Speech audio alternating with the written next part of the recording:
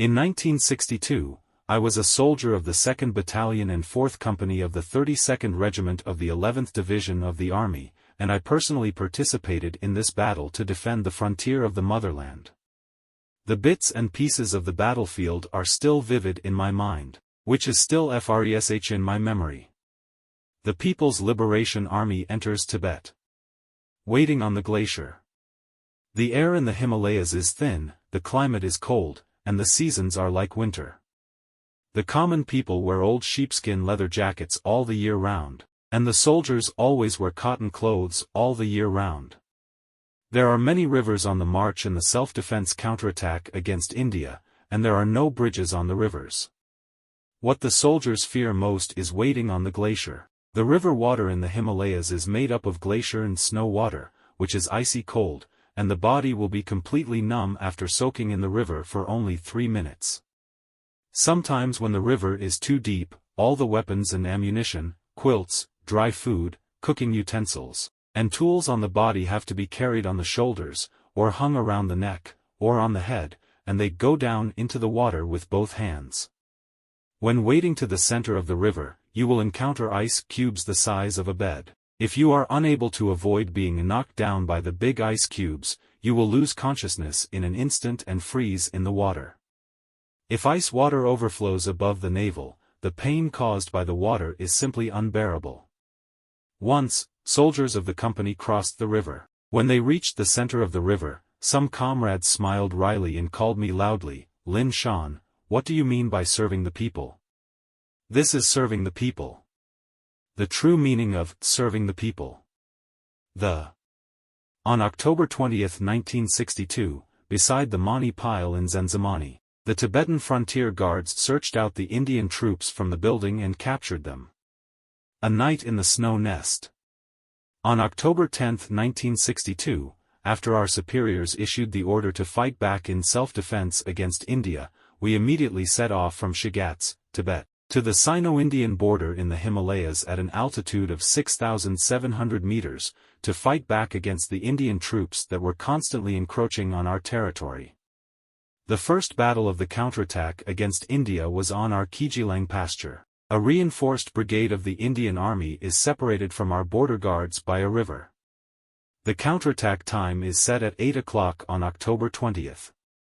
The battle is about to start, and the soldiers are all gearing up, with high morale, shouting, "Our territory is inviolable, and we must fight every inch of the enemy's territory." They all express that they must have the courage to charge forward and use their own flesh and blood to defend the frontier of the motherland to the death. At 8 o'clock, 3 signal flares rose from the sky, and then 10,000 shells were fired at the Indian Army positions, and the sound of the artillery shells shook the sky. After our army shelled for 30 minutes, the infantry immediately turned to attack. Our regiment is responsible for attracting the firepower of the Indian Army so that the brother troops on both sides can smoothly enter the designated location. The enemy fired back continuously, and we were attacked by hundreds of shells around our company. We climbed down for a while, stood behind the big tree for a while, or circled the big tree to avoid the shrapnel flying in the air. During the offensive, the Indian Army was beaten to pieces by our army, and the prisoners were in groups. We took advantage of the victory and charged, chasing the fleeing Indian Army to the top of the mountain. At 4 o'clock in the afternoon, we received an order from the regiment to go down the mountain to assemble. When we returned to the halfway up the mountain, it was already dark and we couldn't see our fingers. We encountered ice and snow that was 1 person deep. Our company waded through the snow one by one. From time to time, people will fall into the ravine. If they shout, "Help," the remaining enemies will use light and heavy machine guns to shoot at the sound, so in this case, they can only save themselves. Even the team couldn't continue down the mountain, so they could only wait until dawn. Before the war, in order to go into battle lightly, everyone took off their cotton coats and fur shoes, and wore single clothes, a cotton cap, and single-sided liberation shoes on their feet. That night, the soldiers used their bodies to crowd out a space where a person could stand in the snow and ice that was 1 person deep. Everyone reminds each other, supervises each other, you keep kicking me, I punch you. Only if you keep moving, you will not freeze your body, and you will not be able to take a nap when you are sleepy. If not, the consequences will be unimaginable. The hands and feet will be amputated if they are frozen. If they cannot wake up from a nap, they may die. The only warm clothing was a cotton cap. The soldiers put the cotton cap on their shoes for a while, covered their knees for a while, and put it on their heads for a while.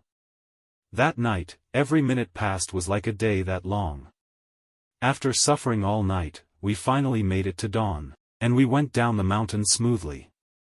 The first battle against India went on for a whole day, and we won a big victory with an absolute advantage, and the entire frontier Indian army was wiped out. On October 22, 1962, the Indian army burned its ammunition and fled south, and our army took advantage of the victory to pursue it. A letter from home with unfinished love. Just as the Sino-Indian counterattack entered the second battle, at the very moment when the two armies were confronting each other, I did not expect to receive several letters from relatives and friends in the trenches, one of which was from my father. The content of the letter is that there is little food in the interior, life is difficult, and there is not enough to eat every day, plus old age and sickness. Let me send some money back. When I looked at the time when I wrote the letter, 10 months had passed. My God! What is the situation of the old father? Immediately, I was full of thoughts, and tears gushed out like spring water. I complained to my father, "Don't be late, don't be soon. Why ask me for money at this time? This is a battlefield, why don't you consider your son's situation? This is simply a big problem for me." But then again, my father never asked me for money. It must be because my father was in a desperate situation and had no choice. In all fairness, it is very common for my father to ask for money in letters. Since my mother died when I was young, it was my father who brought us up. Is it easy? My father's kindness in nurturing is greater than heaven. If I die in the battlefield, it will be difficult to repay my father's kindness. Sheep have the grace of kneeling and breastfeeding, and birds have the feeling of feeding back. But at this time, I was in the flames of war, and I really couldn't repay my father's request. When I was in a daze, the chief secretary came up to me and said, "Lin Shan, I was very happy to receive the letter, but you were in tears, what happened at home?" I was too uncomfortable to answer, so I handed the letter to him. After reading the letter, the chief secretary smiled and said, "Is your old father asking for some money? It's not a big deal." I said, "Father didn't want it sooner or later, but he wants it now. This is the battlefield, it's a killing field. If you encountered this situation, how would you feel?" The secretary said, yes, I understand." He comforted me, life is a dilemma between loyalty and filial piety. I said, "Comrade secretary, you say it makes sense, this is called giving up the family and protecting everyone. Now I can only make up my mind. A man will not cry lightly, and I can only defend the motherland to the death. With great loyalty, filial piety is one of them." I said to the chief secretary, "Please, one thing for you, keep this letter in your place. If I am gone, please send back all the money in my passbook to my father. There are still more than 40 yuan in it. If I am alive, I will handle the letter." In 1965, I was demobilized and returned home. The first night I slept in the same room as my father. The old man asked long and short questions, and when talking about the difficult period of life in 1962, he said, "The family members were so hungry that they were dying. I wrote to ask you to send me some money to relieve the difficulties. But it was only after a year, the tens of yuan you sent back." When I heard it, I felt how urgent the letter from my father was.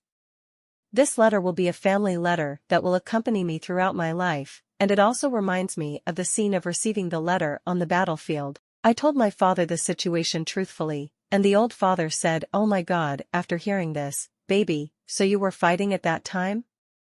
I didn't know it at all. It's better than anything else that you come back alive now." During the difficult life, fortunately, the people's government organized the people to overcome difficulties. The government distributed relief food in time so that the people got over the difficulties quickly. At that time I shouldn't ask you for money. State affairs are family affairs, and state affairs are the most important. They tried their best, but got the father's understanding. This is the broad-minded parents for their children. On November 19, 1962, the Tibetan border guards pursued the Indian Army in depth along the east line of Shenzonglu and Madong, airmen on Bailey's Drive. On November 10, the second campaign of the self-defense counterattack began.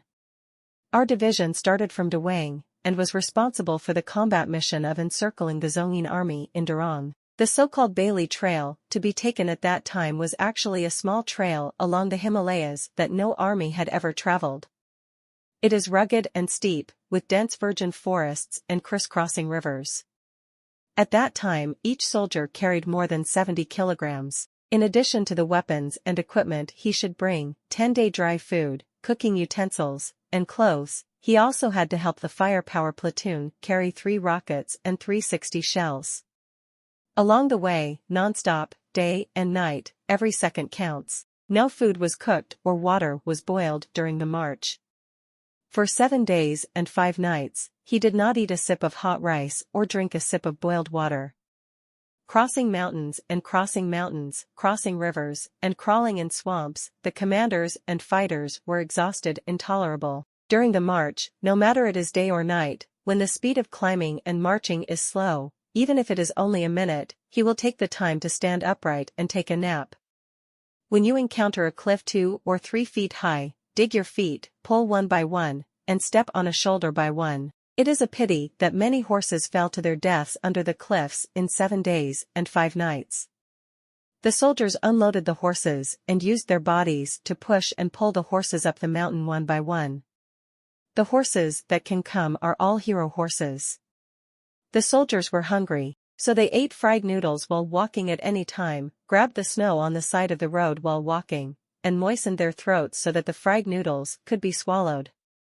Interestingly, in the middle of the night, a soldier sucked cold water and made creaking noises from time to time. A soldier asked curiously, "Where did the boiled water you drink come from?" The answer, "The water you drink is cold water, not boiled water. Because the water is cold, I feel cold, so I drink it." The soldier who asked the question smiled wryly. Said, "Just say, you are not a god, and you can turn boiling water?" Once when marching up a steep slope, the soldiers behind fell asleep while leaning on the slope for 5 or 6 minutes, turned over halfway, and when he woke up, the troops had already advanced. He remembers facing the direction he was going in when he was sleeping, but he forgot to turn over halfway, and drove the troops in the direction he came in a daze. After walking for more than 10 minutes, when I encountered a small river, I stepped on a stone and slipped a bit. Then I woke up. This is the road I just walked. Then I turned to the chasing troops. In the middle of the detour, the water was cut off for 42 hours. Every soldier's mouth is dry, the sweat on his body is gone, and his voice is hoarse. The commanders gritted their teeth and encouraged each other. The clothes everyone wears are soaked in sweat and then warmed to dry, and then soaked again after warming and drying. The seams of the clothes were full of lice, and because of the urgent march, no one had time to catch them. Due to the short time and sweating profusely, everyone's tired backs could not be straightened, and their heads could not be raised. The blood blisters on their feet burst and regenerated one after another. It was really miserable. Some soldiers complained, "This battle didn't kill anyone, it can exhaust people to death for 7 days and 5 nights.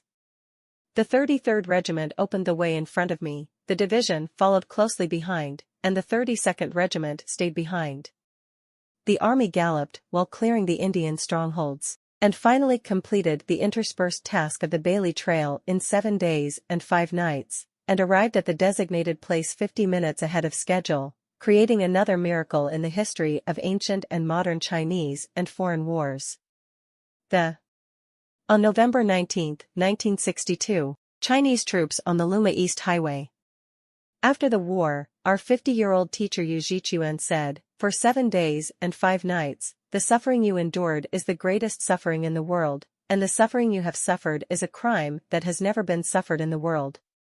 Bailey Trail, we did not walk out, but moved it out with buttocks. It was no less difficult than the 25,000-mile-long march of the Red Army. Those who have never been soldiers will never understand the hardships of being a soldier. But then again, the country raises soldiers for 1,000 days and uses them for a while. When the country is in trouble, every man is responsible. This is a war, and it is necessary to defend the motherland and the frontier. The central government requires our troops participating in the war to carry forward the glorious tradition of our army, and must play the national prestige and fight the military power is coming. We have a lot of joy in the bitterness. Before midnight on November 18, we completed the detour mission 50 minutes ahead of schedule, quickly entered the position, and started the second phase of the Sino-Indian border self-defense counterattack.